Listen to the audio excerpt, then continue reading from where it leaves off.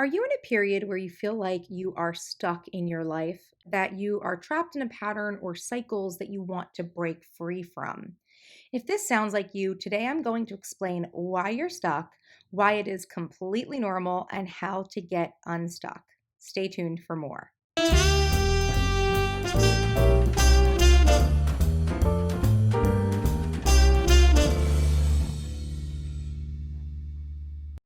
Hello, my charmed ones, and welcome back to my channel for another episode of my Tubecast series, where I sit down with you for a little informal chat, sharing some information, lessons, or ideas that have been on my mind about productivity, planning, and success.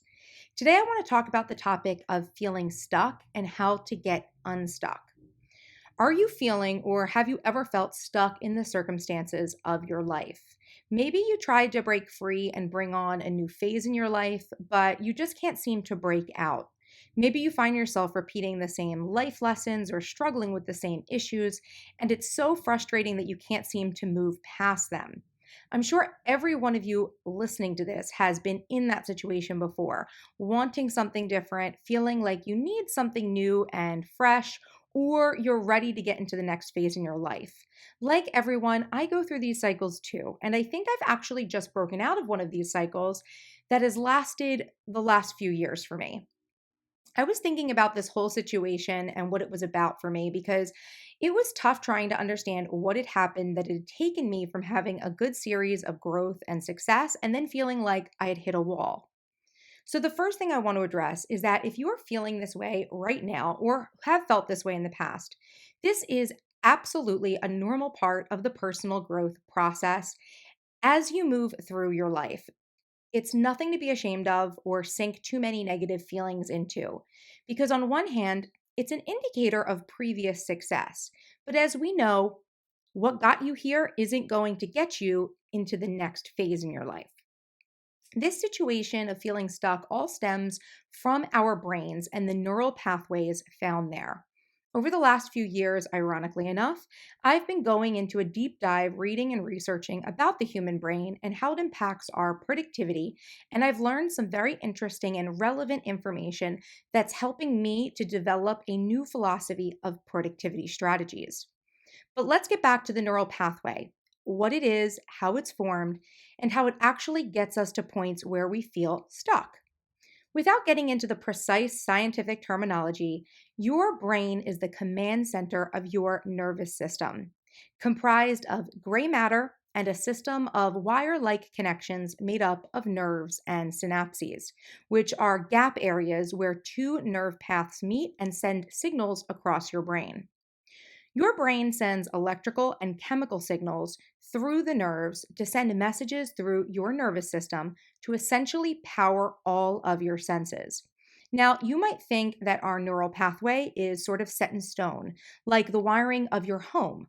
It's there and it connects everything, and everything works, so that's all you need. But actually, your brain creates your neural pathways over time, and its development is based on your specific life and experiences.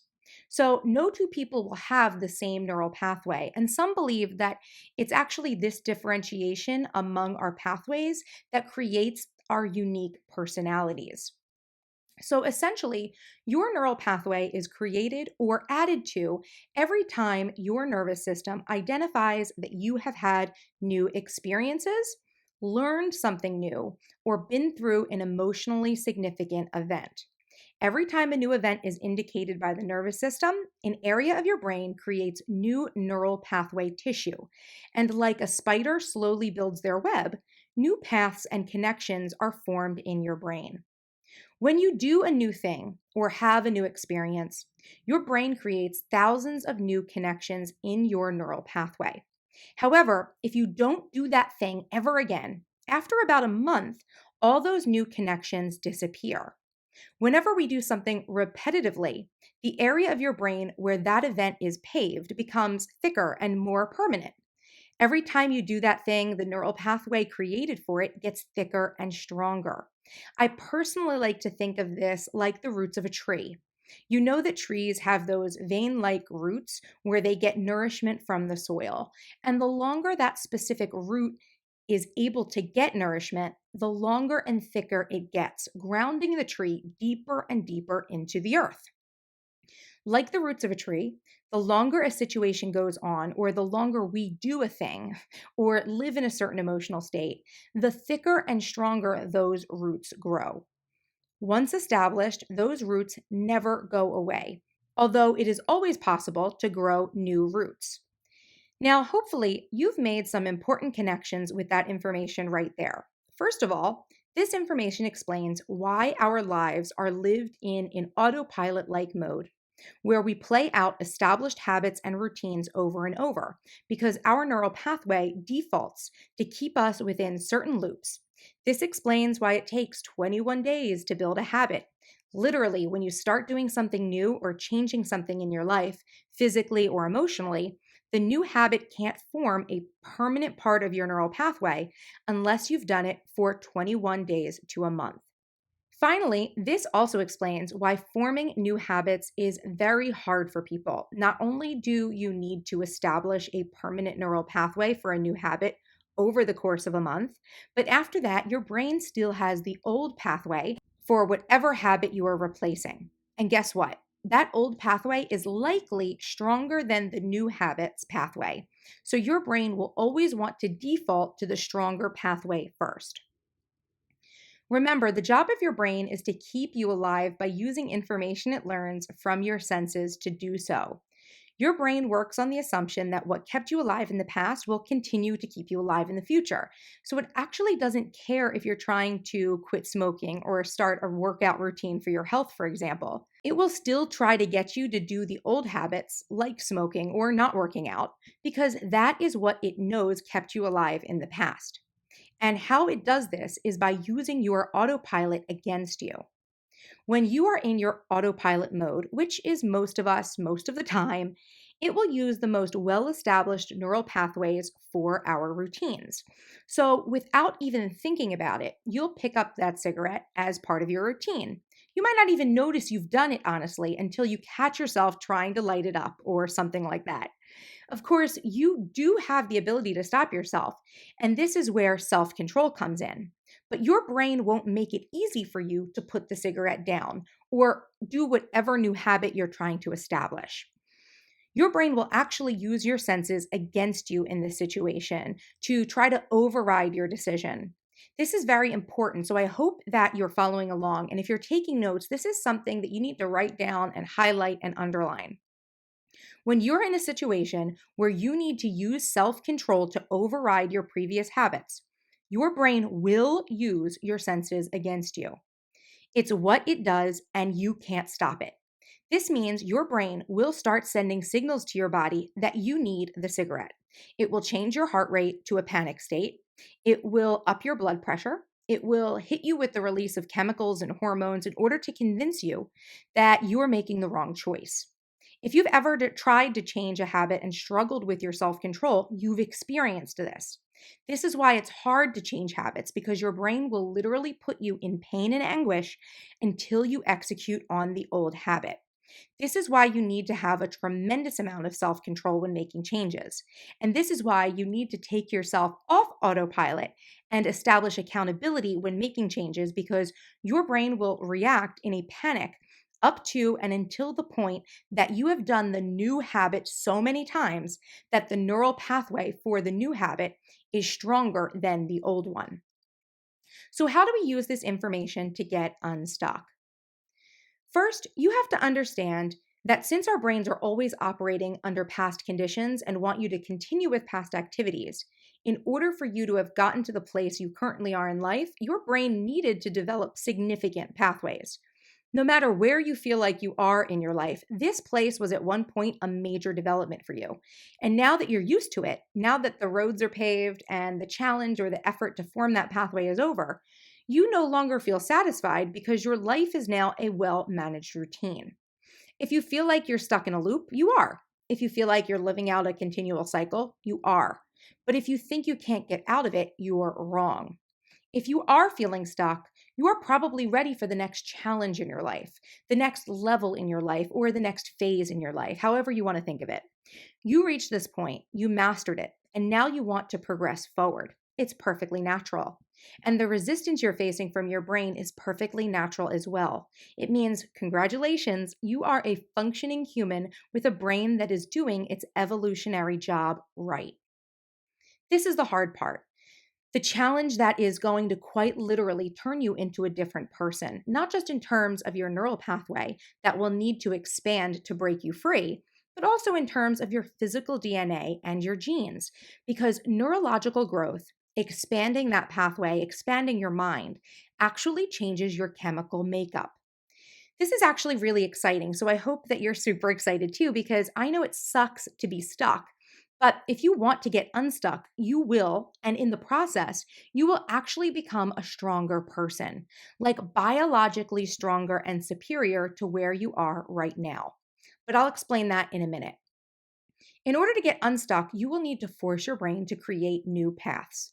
You do this by having new experiences, learning new things, or feeling differently, changing your emotions towards things. And yeah, it's going to mean actively changing negative emotions to positive ones.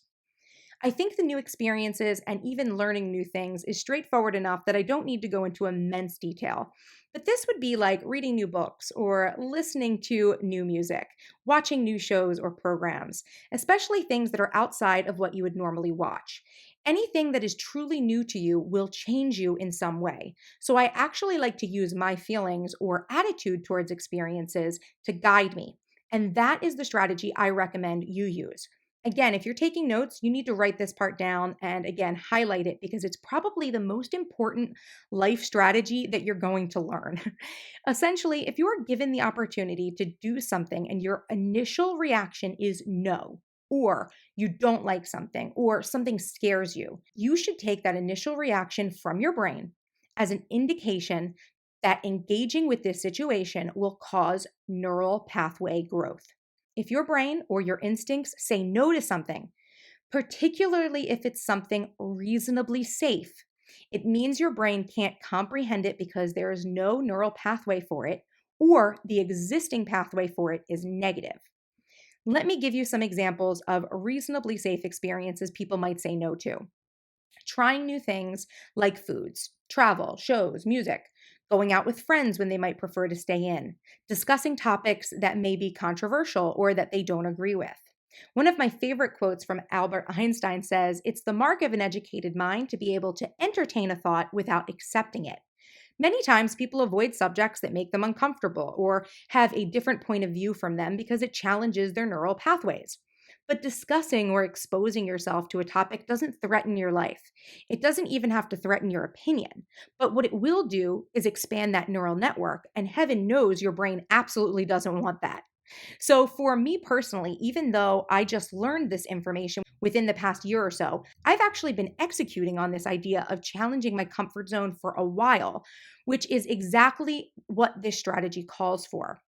Essentially, for the past 10 years or more at least, anytime something scared me or I didn't like it, as soon as I became aware of that emotion, I challenged myself to lean into it. So I regularly do things that scare me as long as they are relatively safe. This could be something like riding roller coasters, trying different physical activities like jet skiing or hiking. I've even agreed to go skydiving with my uncle and cousins because I'm scared of it. And I know if it scares me, I should just do it and overcome the fear. The more you fear something, the more it will end up changing you. Now, I'm not saying to go skydiving if you have a heart condition or to do things that are actually risky. But the way I look at it, anything that other people regularly do safely, I can do as well. Think of all the times you say no to new things because it isn't your taste or preference. All you're doing in these situations is passing up valuable opportunities to grow your neural net and reinforcing the beliefs that your brain has established. I hate the idea that my brain can have this type of control over me, so I rebel against it as often as possible. Often filled with anxiety, of course. It doesn't make it easier for me to do scary things. I get on roller coasters on the verge of tears sometimes just to have that breakthrough, and I never ever regret it. I might have to force myself to smile and repeat, "This is so much fun. This is so much fun. This is great. I'm having so much fun," the whole time. But I always come out the other side of the experience being so glad I did it. Even if I hated it, I survived it. And I usually make myself do it over and over until I actually enjoy it to break the cycle of fear and doubt. What doesn't kill us makes us stronger, right? It does, and it grows our neural net in the process as well. Now, you might be thinking, Alexis, is doing something new or changing the way I feel about something really going to help me reach the next level of success and happiness and contentment in my life? Honestly, no. It's not the experiences themselves that get you where you want to be, but those experiences make the neural connections. And the more neural connections you have in your brain, the more clarity you will see in your life that will provide you with lightning bolt moments that break down barriers and clear the path for you to make the next step. Let's take my recent breakthrough as an example. If you've been following my channel, you know I recently decluttered my home office in an attempt to follow a formula for manifesting abundance. That event that I didn't really want to do, that I was fearful of, that caused me mental anguish and anxiety because I had to make so many choices to let go of things I had desperately been hanging on to, ended up giving me a tremendous amount of clarity about my business and life. I explained in the follow up video that things I had been struggling to figure out for like years. Truly, I got immediate answers and solutions to. The declutter itself didn't give me any information I didn't already have. It didn't teach me anything about my business I didn't already know. I didn't find a secret strategy book I had lost. My brain literally formed new neural material and heaven knows how many hundreds of thousands of new connections. And then suddenly, my brain was able to connect the dots between information that was always there.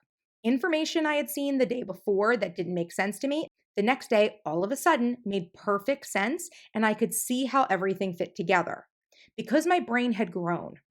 Saying yes to decluttering all those items I had been holding on to for a while forced my brain to make new neural pathways that quite literally formed connections that gave me new insight. You know that phrase that people use sometimes? We might say, they're not making the connection, meaning that someone isn't able to make sense of or relate information.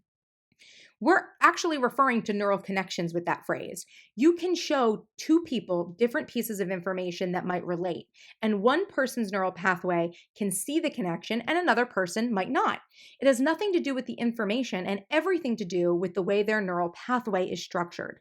I firmly believe that intelligence and IQ is something that can be increased. I've mentioned this before on my channel, and if you don't know, I have a genius level IQ. And although some people might think that your IQ is something you're born with and it stays the same throughout your life, I don't agree. I think my IQ is higher than average because I've had experiences outside of the norm. I totally get why most people's IQs don't change because most people stay stuck in their neural pathways once they reach adulthood. And yes, you can have many new experiences as you go through life, but unless you intentionally repeat experiences and establish self control over your brain, it makes perfect sense to me why people really don't change much. Then, as they age, they get even more stuck in their ways. I'm sure most people don't know this information, which is why I wanted to share it with you because I know this information. And those of you who do want to change their lives will be able to, because for me, this was a major piece of the puzzle for explaining and understanding human behavior around productivity and success.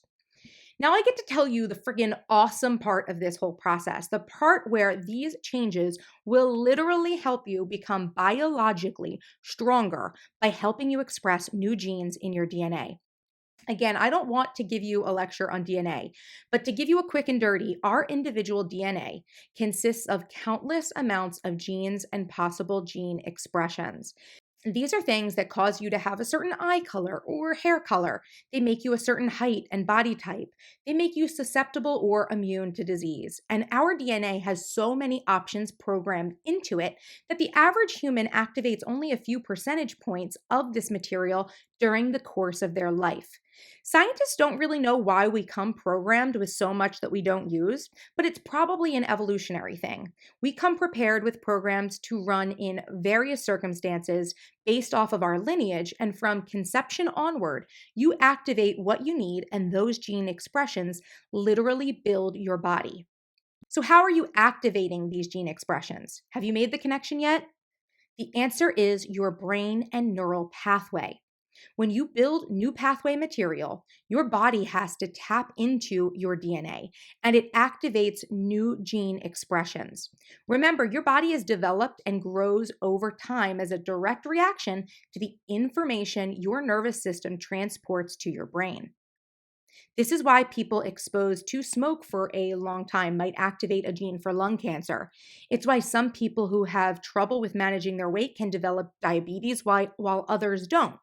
It's why people who work out lower their chances of heart attack. Their physical actions or inactions, plus their environmental factors and energetic or emotional levels, pave the neural pathway and activate the genes in response to the stimulus. Here's a example that perhaps some of you have had experience with in your own life. Pregnancy is known to cause a change in the hair color, texture, and curl pattern of women. Not all women will experience this, but because of the physical and hormonal changes, when a woman becomes pregnant, which is a new experience for them, right? Her neural pathway expands, and hair growth is something that is usually always affected by pregnancy. In terms that hair will usually grow and won't fall out until after delivery. And then some women will struggle with excessive hair loss from that first shedding in 9 months. But some women have had the color of their hair suddenly start growing in a new shade or go from curly cues to poker straight hair, a change that lasts for the rest of their life.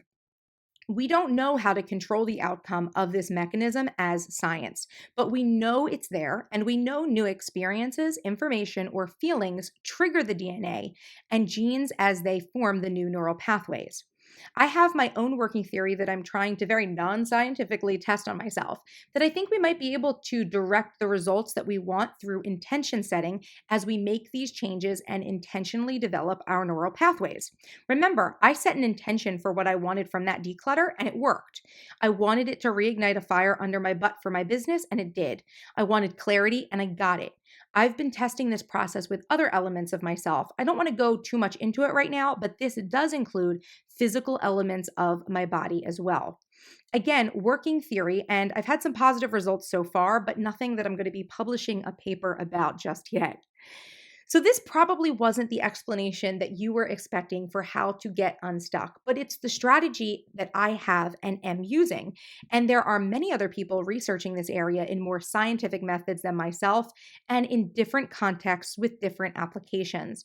If you want to know more about this, I suggest checking out the books by Dr. Joe Dispenza. I've read several over the past year or so. I'll link my recommendations in the description box below. Now, I feel like this video had a lot of information, and although the examples were probably funny, they might not have been the most practical to each of your lives. So if you'd like me to make a follow-up video on this topic, specifically focusing on some more practical examples of the process, let me know in the comments, and let me know what you're struggling with specifically that you want to get unstuck from and where you'd like to go next. I could use those comments to help guide my examples for a follow-up video for sure.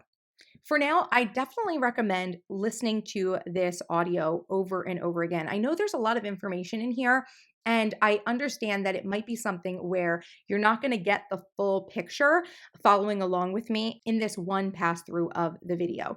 And I do know that this information and strategy is so powerful for me personally. I really want to make sure that each of you are nailing it. Of course, I want to know what you think of this video, this information, this strategy down in the comments. So feel free to leave me a comment in addition to letting me know what you might be stuck with that you want to have some new examples about for a possible future video.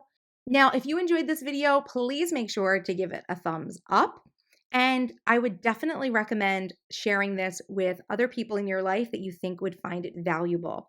I know for me personally, it's become so much easier for me to control and establish new habits now that I understand why my brain acts the way it does in order to create a defense mechanism for what it thinks is my highest good, even if it's not always acting on the most logical or realistic version of what my highest good is. And I think that other people definitely need to hear this information, so make sure to share it. If you'd like to see more of the behind the scenes of my productivity, life, and business, make sure you're following me on Instagram at MissTrenchcoat. And if you're not yet subscribed to my channel, what are you waiting for? Hit that subscribe button for more awesome videos by me. And until next time, bye-bye.